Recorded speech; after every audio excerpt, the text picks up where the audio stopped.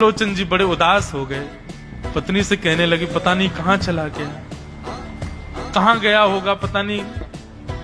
देवी, तुमने उससे ये तो नहीं कह दिया था कि इतना क्यों खाती? बोले नहीं नहीं, मैं तो कान पकड़ती हूँ, मैं कभी नहीं कहती उससे। बोले किसी और से तो नहीं कहा था ना तुमने, क्योंकि उसने वचन दिया था ऐसा कहोगे तो मैं चला जाऊंगा। बोले हाँ, आज एक गलती हो गई। पड़ोसी के पास बैठी थी, उससे बात करते करते मेरे मुख से गलती से निकल गया कि अरे उसके लिए तो बहुत बनाना पड़ता है, 10 किलो आटा खा जाता है, इतना खाता है, तो निकल गया था। समझ गए? बोले ओहो, इसीलिए चला गया। उसको पता चल गया कि तुमने कह दिया है, तभी चला गया है। त्रिलोचन जी और उनकी पत्नी दोनों श्री पंडरीनाथ भगवान मंदिर के डेली पर जाकर के बैठ गए।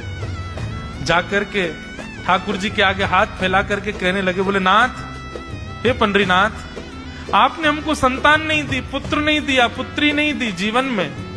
हमने कभी उसकी अपेक्षा नहीं की, हमने कभी आपसे शिकायत नहीं की कि हमको संतान क्यों नहीं दी।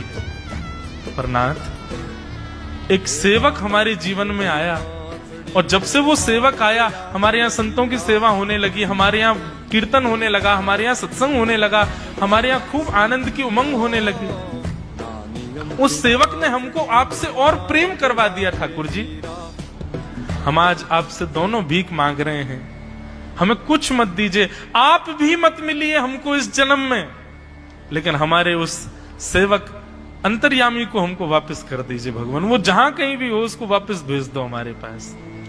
ऐसा कह करके रुदन करने लगे, नेत्रों से आंसू गिरने लगे, चरणों में प्रणाम करके श्री पंडरीनाथ भगवान को रुदन करने लगे त्रिलोचन जी और उनकी पत्नी। इतने में ही स्वर सुनाई दिया, बाबूजी।